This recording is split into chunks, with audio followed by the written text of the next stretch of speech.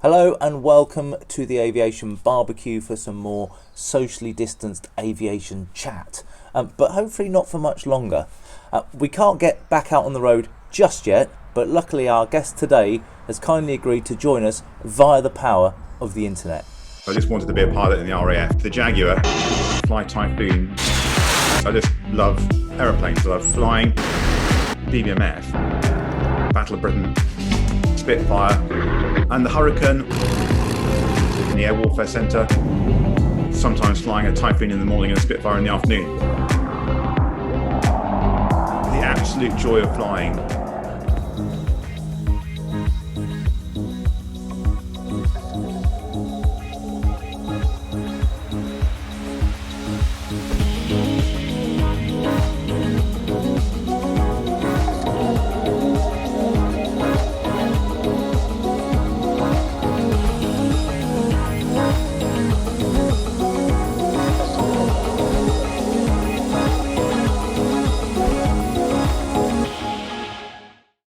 Andy Millikin has had an incredible Royal Air Force career.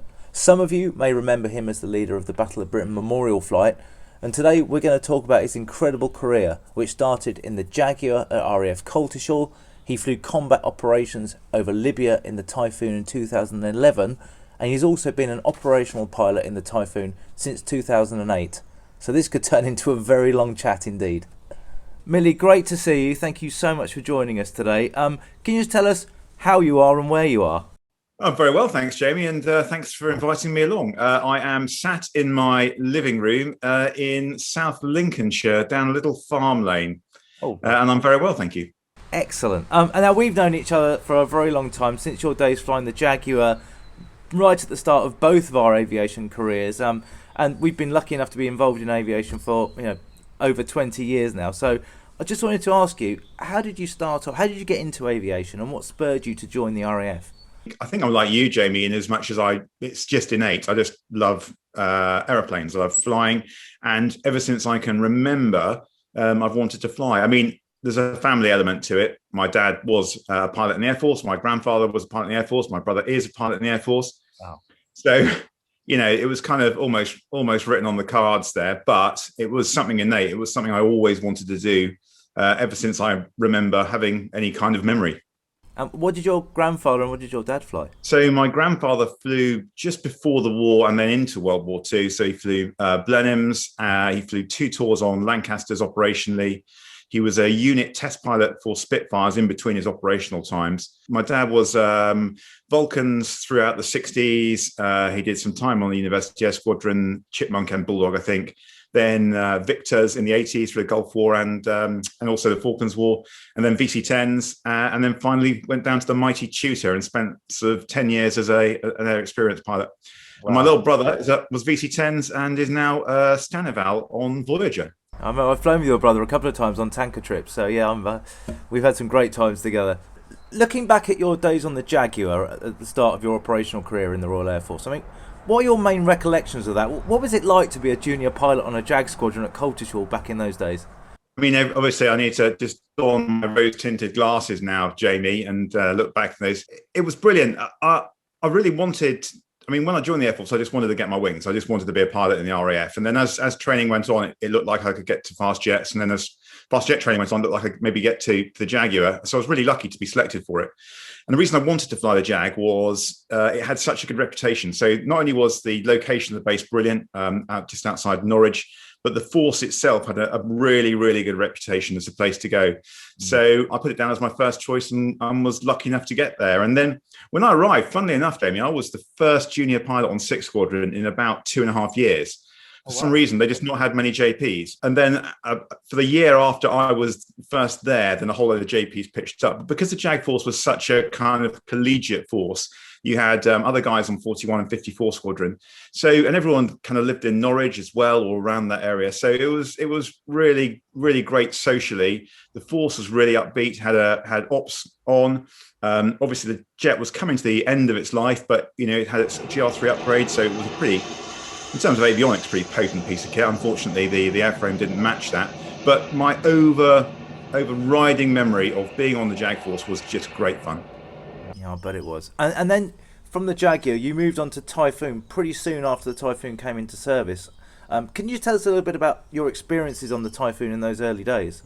Yeah, it was a bit of a baptism of fire because the OCU had moved from Case White across to Coningsby in the summer of 2005, where I joined.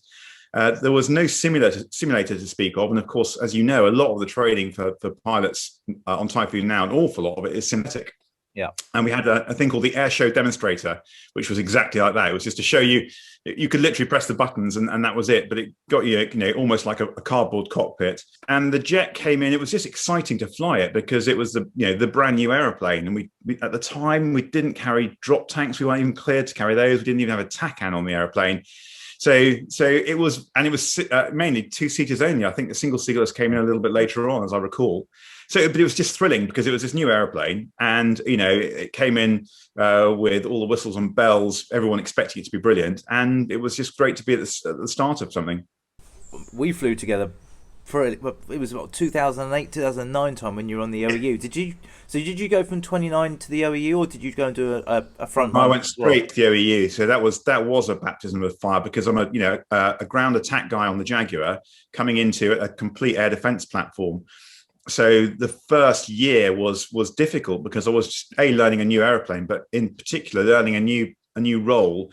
But because we were doing test and evaluation, we weren't spending a lot of time training to that role. So I was very much on the back foot trying to get myself up to speed with the airplane and with air defense. That's amazing. And then obviously just going forward a little bit, Libya in 2011, the Typhoon force, as you said, it had been mainly air defense, and suddenly there was a requirement for the ground attack element and the air to ground part of Typhoon, and that was all spun up pretty quickly. Weren't you involved in some of that stuff? Yeah, I was quite heavily involved, basically because I was an air to surface QI. And I'd done a lot of the work, the developmental work on bringing air-to-surface weapons onto the Typhoon. I'd then been promoted and gone over to the OCU to be an instructor. There'd been a sort of policy decision to not really concentrate on the air-to-surface role for about 2 years prior to that point. So when they suddenly decided they wanted us to go out to enemy, then we had to, as you say, spin up really quickly. So we got a seed corn capability of guys who'd either flown air to surface previously on previous airplanes or had been air to surface on the Typhoon. It wasn't a particularly big handful of people. And then guys who'd flown Harrier or Tornado or Jaguar or had been on F-18 exchanges. And then we put together a package to get people up to speed in the simulator. And then I effectively lived down the simulator for a few weeks while we got everyone up to speed and then sent them out into theatre. Wow, and that was a fairly small team that went. I mean, did you go with that team to, was it Joya del Sol? Yeah, I was a flight commander on the OCU. So because I've done a lot of the workup, I managed to blag myself out there as an air to surface QI. So I got 6 weeks out there in May of 2011, which was lucky. I was very lucky to go out there and do that, especially being an OCU instructor. But because we had so few people, then that opportunity was there. So I kind of believe in making your own luck, Jamie. So I did. Very nicely done. And of course, we'll come on to the fact you're still involved in Typhoon now, but can you just tell us a little bit about how you've seen Typhoon evolve right back from that 2005 Case White to where the aeroplane is now? What's the main things that you've seen? I would say avionically. I mean, as a platform in terms of weapons, there is no comparison. In terms of avionics, there is no comparison. So it's come forward leaps and bounds. Purely in the way information is displayed to the pilot, what you can do with the aeroplane in terms of weapons and weapons effects now. I watched one of your videos recently, and obviously you've nailed it absolutely, Jamie. The actual core platform is a brilliant flying machine. It's absolutely a piece of cake to fly. It's got a great payload. It's those engines, the EJ200s, fantastic engines. It's really how you operate the airplane, how you integrate with the airplane. What we've done in terms of ironing out the problems with the platform, having to manipulate it through a single XY cursor. Now we can control each of the multifunction displays. So it is far more advanced than it had been, particularly in kind of fingers and thumbs. So it's the amount of functionality that you can now get off the stick top using the shift button has enhanced enormously as well. So if you're good at PlayStation, then you're going to be pretty good at Typhoon. Of course, many people will recognise you from your days with the Battle of Britain Memorial flight. Can you just tell us a bit about what it was like to transition from flying Typhoons into flying Spitfires and Hurricanes, and then to actually command BBMF as well? I mean, what an amazing time. And that's like 7 years of your RAF career, I think, isn't it? Yeah, it was. And looking back, Jamie, I still can't believe I actually did it. I still can't believe I got to fly those airplanes. It is the ultimate privilege, I think, of an RAF pilot to get to fly on that flight and fly those airplanes. I mean, I had the very, very happy experience of sometimes flying a Typhoon in the morning and a Spitfire in the afternoon, or vice versa on some of those occasions. Yeah, I know. It's a tough life, isn't it? I know. It's incredible. So it was a phenomenal period. The flight itself, it's just got brilliant people on it, really, really passionate people, passionate engineers, civil servants. All the aircrew are really, really passionate about it. You get to meet a lot of the veterans, and dare I say, I became friends with a fair few of them. Actually, properly, really, really good mates with them, because we have a shared love of aviation, as you and I do. So it was just, it was almost like flying in the 1950s. So we adhered to all the modern regulation, but a lot of the stuff that you have to go through to fly Typhoon just didn't need to be there for these airplanes. So, a weekend you might be tasked to take a Spitfire and do, a couple of displays and 15 flypasts, and then land at White Waltham for the evening, meet your engineering team of 3 guys down there, put the airplane to bed, and then get up the next day, refuel it, and go flying again. And it was that Spitfire was your aeroplane to complete your tasking, as you saw fit. So it was, to my mind, the ultimate flying experience is being given a Spitfire and then go off and do with it what you will for the weekend.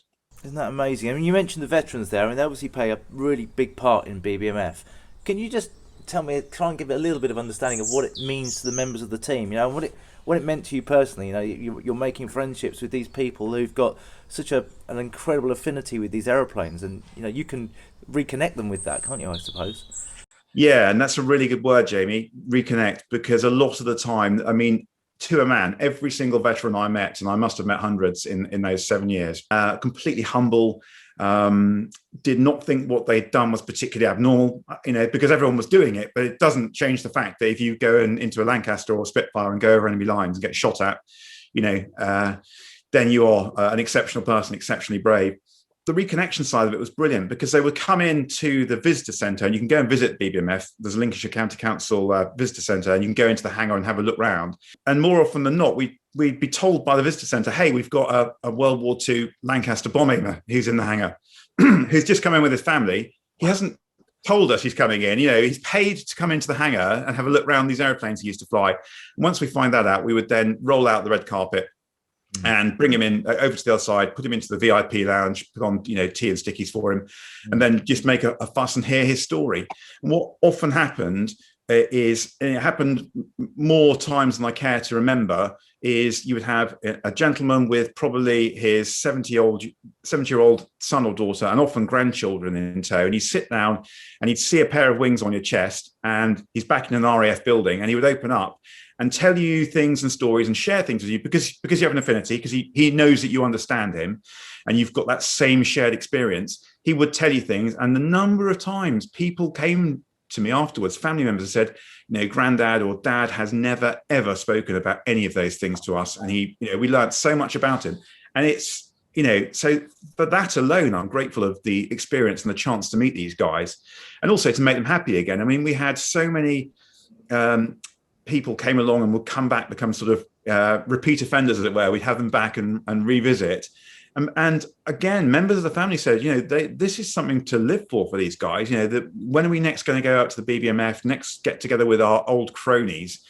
It's just phenomenal. And it's brilliant to be able to say thank you to these men 75 years later and let them know that what they did and what they contributed to our freedom, and the fact that you and I are sitting here today in a free democratic country, it is, the ability to be able to say thank you to them and that they are still appreciated was brilliant. That's amazing.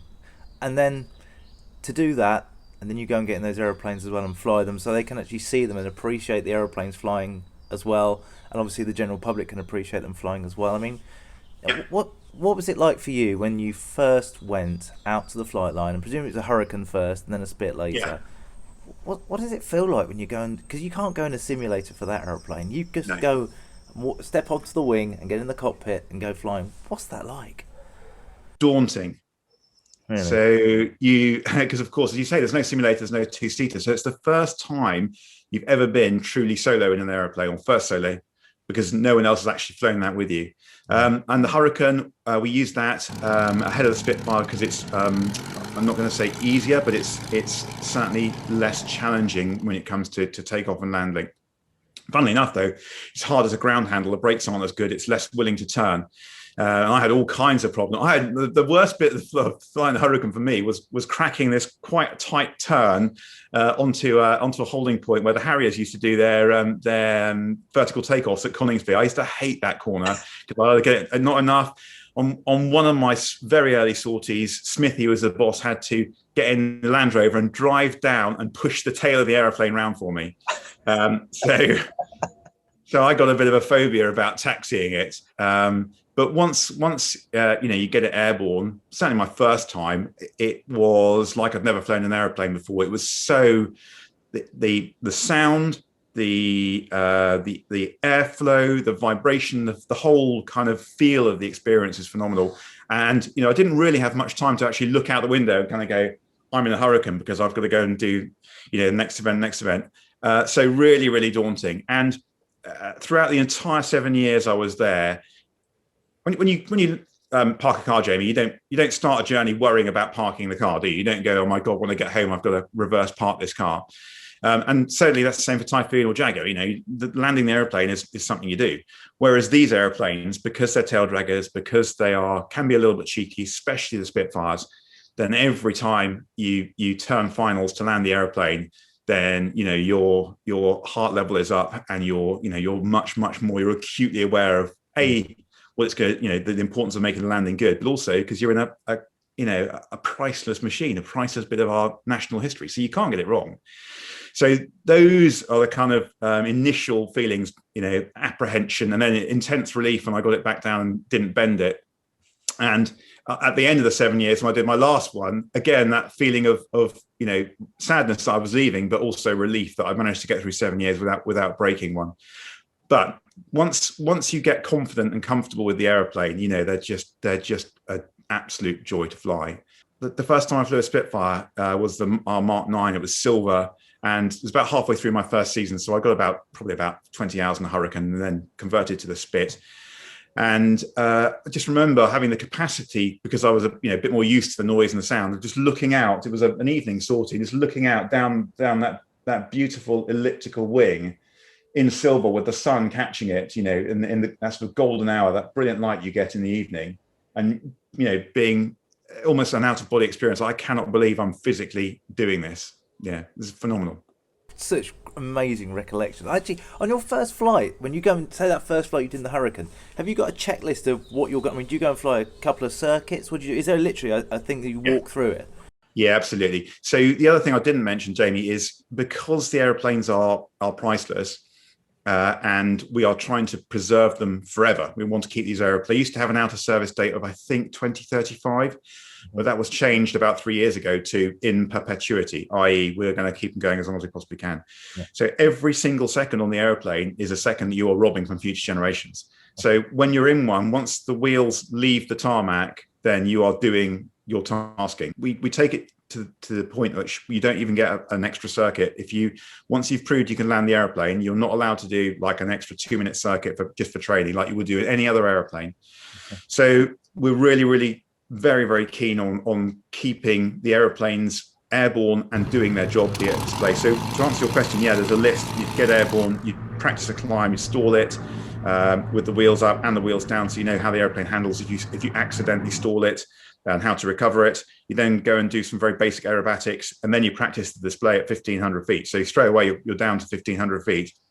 Typhoon boys start at 5,000 and take, I think it's 10 sorties to get down to 2,000, and then so on and so forth. So it's a much quicker learning curve. And certainly by the time you've got around about an hour and a quarter on the aeroplane, you've probably flown it 2 or 3 times, you are down at 500 feet, if not 100 feet, displaying it. So it's a really steep learning curve. So the process of selection for the BBMF is we look very much at how people have performed early on in their careers in terms of natural piloting skills. So you might have someone who is the best Typhoon QI on the planet, who's got a brain the size of the planet and can manage any tactical situation, who may not necessarily be God's gift to flying. He may not be the person you want. You may want the guy who's not as good, but is a natural. And we have a thing called the 5,000, which I'm sure you know, which is your flying record, and select on aptitude, ability to learn quickly are really the two things we kind of look for.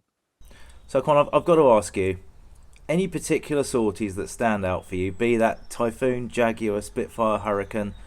And I know it's a bit of a cheesy question. What is your favourite aeroplane to fly? I think you know the answer to that second question, don't you? I might do. It's not the Typhoon. It's got an elliptical wing and a Merlin engine. Yeah, I thought it might be. It's got to be a particular sortie, so it's got to be a particular Spitfire sortie in that case. The one that instantly leaps to mind is doing a display at Capel Le Ferme, which is where the Battle of Britain Memorial is on the south coast. And I don't know if any of the viewers have been down there. It's got a brilliant visitor centre and a large propeller, which you can see from the air, and it's right on the coast. And every year there's a Battle of Britain service. And we had Paul Farnes down there, who was a Battle of Britain pilot. And we go and do a fly past at 11 o'clock in the morning for a service, land at Headcorn, which is a grass strip just up the road, and then come back in the afternoon and do a display. But Capel Le Ferme sits up on the cliffs, and it's going to be about 300 feet up. So what you can do, the opening to the display for the Spitfire when I was the boss was you would arrive and then hands in the bar, Jamie, pull up into a half horizontal. So the crowd see a Spitfire going up the platform right in front of you. What was brilliant about Capel is because you're coming in over the sea, pointing at a cliff, like the crowd can't see you. And on this particular day, it was me and Andy Priest. He was in the Hurricane, and it was the most beautifully calm, hot summer's day. And the English Channel was this cyan green, and it was perfectly calm. It was literally like green glass. And it was so smooth. There was no bumping around. So Priesties, didn't have to work, hard to stay in formation. And we did this very kind of elegant arrival. We just did a few whiffadills in front of the crowd. And then we split for me to begin the display. Spitfire were going on first. I could just remember running in at 100 feet over the channel, pointing at the White Cliffs. My cockpit is full of this, the White Cliffs of Dover in front of me. And then pulling up, and knowing that the crowd couldn't see me until the airplane was going to come vertically up from behind the cliff, that was just a phenomenal day. And, the absolute joy of flying on that sortie, brilliant. But especially because we knew that Paul Farnes, a Battle of Britain pilot, was down there, and I was displaying to him absolutely that day. So that kind of sticks out. Funnily enough, though, Jamie, one of the other sorties that does, stick out in my memory is one of the very first ones I did on Jaguar when you and I first got together, which was, I think, the first time I was ever photographed in an airplane in the air by you. Yeah, I need to look out the stills as well, because I can remember it distinctly, and we had a chat about it yesterday, didn't we? And I remember the shots. I've got my logbook here, Jamie. I'm trying to find that sortie. Here we are, low level in Wales, photo shoot at Lake Vyrnwy with ET. That's it. 28th of June 2000. 28th of June 2000. That's awesome. Oh well, I'm so glad you got that down. In this month of June, I fly about 20 times, which is just unheard of now. First electronic warfare sortie at Spade Adam. Next trip, first close air support sortie at Salisbury Plain. Next trip, first supersonic run. That was on the same day. Next trip, first overseas flight to Florence. Next, 2 trips later, first graduation fly past at Cranwell. And the trip after I flew with you, the same day actually, first live drop at Garvey, 2 pounds, 1,000 pounder, Hitchy strafe at Lossiemouth. We land overnight stop. I remember that sortie, and we went up there and I dropped my first live bombs. That was a good day for me. Having the photo shoot with you and then going off and dropping bombs in Scotland. That's ridiculous. So I was so excited. We were walking down to the curry house, and there was blood. And I walked straight into a lamppost. Just to finish off, are you still flying Spitfires now, even though not BBMF, but are you still doing some Spitfire flying?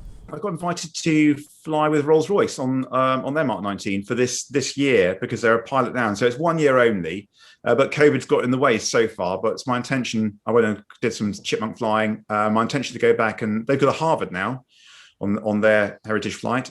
So hopefully, fingers crossed, I'll get into the Mark 19, which of course used to belong to BBMF, but the RAF sold it to pay for the repairs to the Hurricane LF 363, which was sadly damaged in a crash. So they sold one of the Mark 19s they had to pay for it. That's amazing. Millie, I'm so grateful to you for taking time out to talk to us today, and it's been absolutely fascinating. Thank you so much. I really appreciate it. Not at all. Pleasure, Jamie. Pleasure. Enjoy the rest of your weekend. I'm sure you've got a million other things you need to go and do. As always, wonderful to talk to you. Thank you so much. Take care, Jamie. We're rolling. If you could take the dog, that'd be great. Hang on, I've got my sound off. I've got a gas barbecue, Jamie, so you probably won't talk to me. That's fine. It's absolutely even fine. ironed a shirt for you, Jamie. Cooking shows. Burning show. Let me just make sure the camera's rolling. My new silver steer horns up. So yeah, we just crack on if you're happy with that. Absolutely spot on. So I'm just going to stop this recording.